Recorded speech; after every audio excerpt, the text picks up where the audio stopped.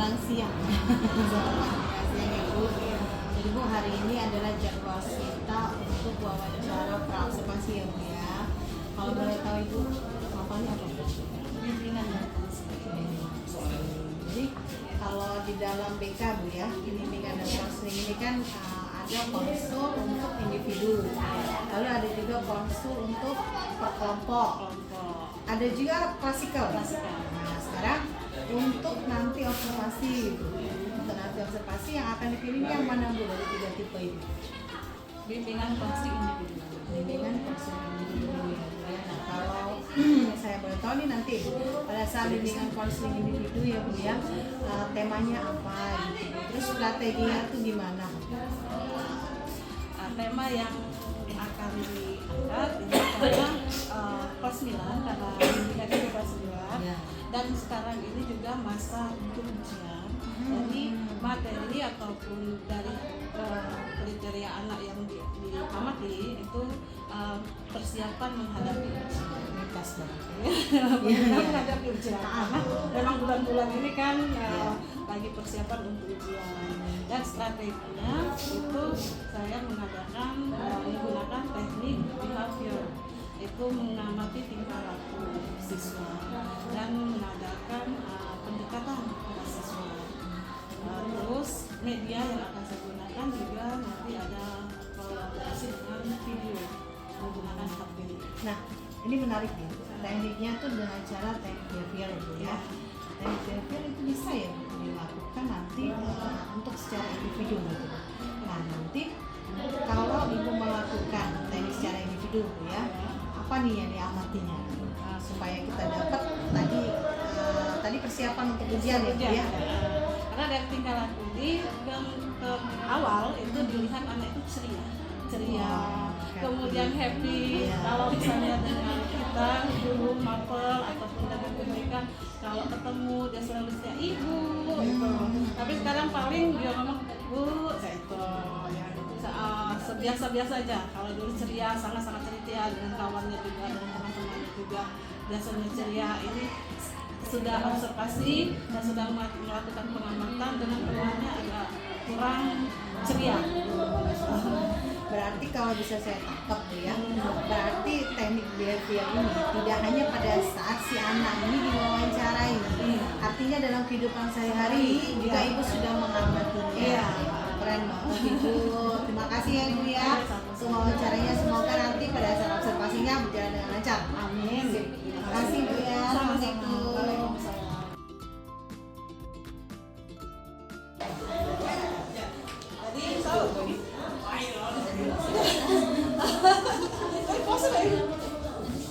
Oh lagi halanya, tapi harus nih ya, menghormati ya, jangan jajan dulu, jangan ini di depan kawan-kawan ya. Lagi hari ini makin lagi kira-kira tidak tahu ya.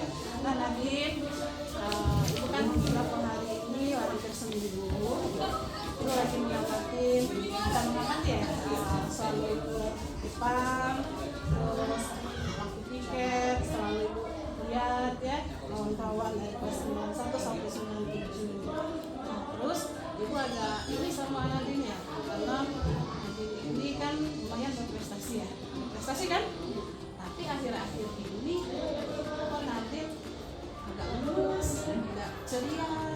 Apa itu? Ada apa itu?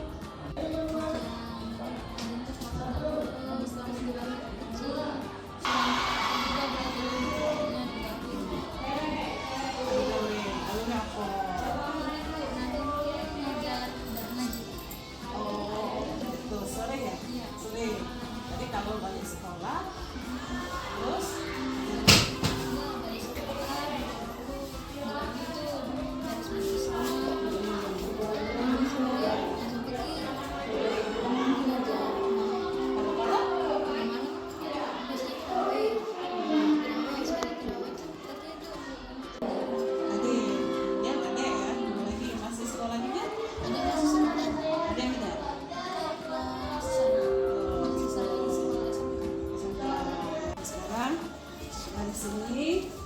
Coba Nadine pilih ya, mana kegiatan atau belajar yang baik atau belajar yang tidak baik ya. Nanti baru kita tahu prosesnya. Yang baik dulu. Yang baik nomor 1, nomor 2, nomor 3. Ini belajar kan. Ini juga baik, cuma nggak tahu jam berapa. Ya, jam berapa ya. Dan nggak baiknya ini sama ini. Oke. Yang tidak baik itu menurut Nadine apa ini? Mencontek. Kalau yang ini belajar ya. Kalau ini belajar, ini juga belajar, ini tidur. Oke, terima kasih. Oleh para pelajar seluruh dunia. Nah, tanpa kemauan belajar yang baik, panduan yang tepat, maka strategi belajar menghadapi ujian sekolah itu akan buyar. Jadi, ayo kita berbagi mengenai strategi belajar menghadapi ujian sekolah. Yang pertama adalah belajar efektif jika harus berujian. Nah, pelajari materi pelajaran kamu dan berlatih latihan soal dari 1 atau 2 minggu sebelumnya secara rutin dan terjadwal ya. Jika Belajar yang baik itu gimana? Bisa coba kalau boleh tahu? Kalau nomor 2 jadwal belajar dengan teratur. Iya. Membaca soal ujian dengan cermat. Jangan Asal-asalan bacanya.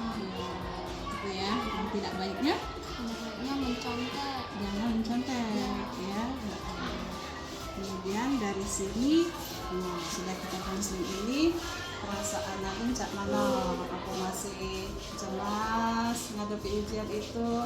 Apa sudah sedikit lega karena apa yang selama ini Nadine lakukan sebenarnya sudah benar ya, karena sudah benar, sudah Agak lebih tenang, Bu. agak gimana? Sudah dari video ini ya, sudah dari video ini nanti bisa menyimpulkan, oh ini yang sudah pernah aku lakukan ya, ini yang belum, besok aku nak lakukan. Mungkin doanya kali ya yang belum di ininya. Sudah apa belum itu doanya? Belum. Nah, yang belum ya boleh kakak dicari-cari lagi untuk doanya. Oke Nadine, mungkin sini dulu kita konsilnya. Kalau misalnya Nadine ada masalah lagi, boleh silakan, ini karena ibu yang manggil. Kalau misalnya Nadine pengen datang ke sini langsung ngomong, temuin ibu juga tidak apa-apa, silakan dengan terbuka ya. Akhiri dengan assalamualaikum warahmatullahi wabarakatuh.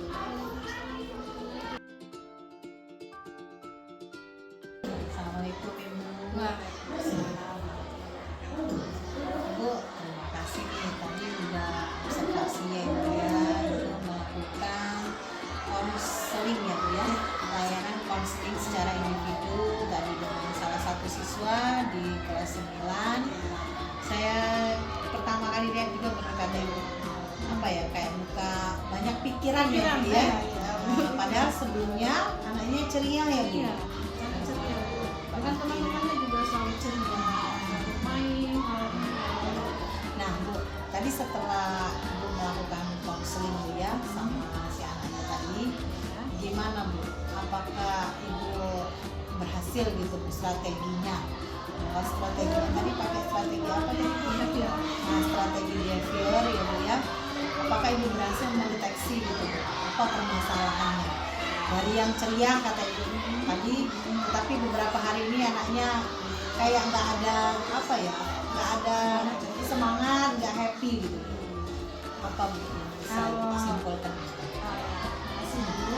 Jadi setelah saya ngerti dari proses konseling tadi, dari awal itu kita sudah bisa bilang anak itu masuk agak tenang gitu ya. Iya. Nah, kita tanyakan kenapa, ada permasalahan apa. Ternyata dia masih cemas menghadapi ujian, karena ini dari awal dia cerita sudah bulan 3 kita mau ujian, takut nilai kecil, takut nggak lulus. Itu dari situ makanya ini dia ternyata dia kurang membagi waktu untuk belajar. Jadi dari pengamatan saya melalui teknik behavior, lalu setelah melihat dia menjelaskan cara belajar yang baik dengan cara belajar yang baik, dia bisa membedakan dengan gambar tadi. Dan kemudian kita melihat dari video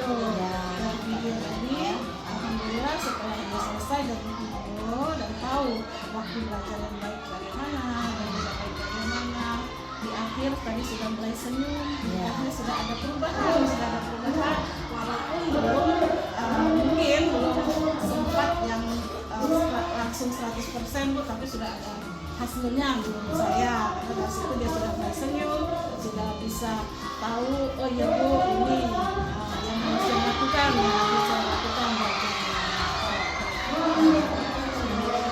Ya, apakah untuk tipe anak yang memiliki masalah seperti tadi, apakah cukup hanya 1 kali konseling atau ini nanti selanjutnya akan ada konseling berikutnya?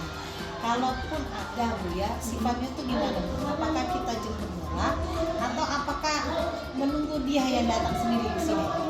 Itu selanjutnya. Ya. Kalau konseling individu ini tergantung dengan kalau hasil pertama terus kita observasi lagi, kita amati lagi.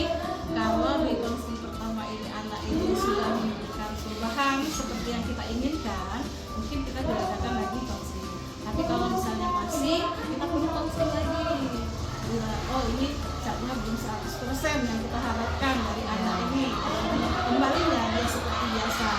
Ya, anak itu bisa datang sendiri, tadi seperti saya bilang tadi, bisa silakan di sini kalau ada masalah lagi. Atau kalau memang dari sini kita lihat ini masih belum 100% perubahannya, bisa kita langsung panggil. Bu, kemudian Bu, di dalam konseling Bu ya, apakah perlu melibatkan orang lain untuk mencari tahu informasi tentang anak tadi gitu? Seperti kita mencari tahu dari teman sebangkunya atau ibu melibatkan ke orang tuanya gitu Bu. Apakah hal seperti itu pernah terjadi? Pernah. Kalau konseling itu memang seharusnya itu tadi Bu, pengumpulan data sebanyak-banyaknya. Kita data banyak itu baik itu kita lihat kita bisa diambil data dari yang bersangkutan, konselingnya, atau kita tanya dengan teman-teman dan bisa juga langsung ke orang tua. Jadi kalau orang tua itu dan keluarga itu juga sangat berpengaruh besar itu kalau untuk konseling. Dia tertutup atau tidaknya, terbuka atau tidaknya, dia bercerita, kita bisa lihat keadaan. Di dalam Ibu memperbentuk pertanyaan tadi ya untuk menggali informasi tentang si anak tadi. Apakah Ibu di situ memerlukan kolaborasi dengan teman sesama dengan konseling atau Ibu memerlukan kolaborasi dengan wali kelasnya? Kalau kolaborasi biasa dengan teman konseling. Kalau wali kelas itu tergantung. Karena kalau sifatnya konseling ini bisa disebar kemana-mana. Itu kan kalau konseling Private Bu ya. private. Kalau individu itu agak sensitif Bu ya. Jadi masalah yang si anak itu hadapi kalau bisa jangan keluar. Jadi biasanya kami selalu konsultasi sama dengan psikolog. Tapi kalau memang dibutuhkan baru dengan ya, keren banget loh Bu, tim BK SMP Negeri 23 Palembang ini sepanjang perjalanan saya paling kreatif gitu ya dalam hal-hal program kerjanya gitu, terus dalam hal konselingnya juga mereka sangat kompak kalau saya lihat Bu. Untuk kedepannya Bu, bagaimana atau apa yang akan Ibu lakukan untuk meningkatkan kualitas diri Ibu terutama di bidang konseling itu? kualitas diri Bu ya. Ya. Rencana tidak lanjut lah. Iya, apa rencana gitu? tidak lanjut ini Bu ya. Seperti yang sudah visi misi mungkin dari kami tim BK, kami ingin siswa di SMP 23 ini satu tidak banyak masalah, bila perlu tidak ada masalah Bu, zero masalah. Zero masalah itu yang pertama. Yang kedua, kalau untuk diri saya pribadi, saya ingin dengan anak-anak yang dari kelas 7 sampai ke 10 semua dari siswa kita ini etikanya untuk yang anak-anak sudah bukan rahasia umum lagi Bu saat ini. Etika dari siswa-siswa kita ini tidak merosot. Itu yang harus saya ini kan, yang harus pertama kali ingin saya untuk meningkatkan saya ya. Terakhir lagi Bu ya, satu lagi. Apakah ada keinginan Bu? Karena kan anak-anak yang menjadi apa ini ya, pasien lah Bu ya namanya Bu ya. Di sini ini kan para Gen Z Bu. Iya.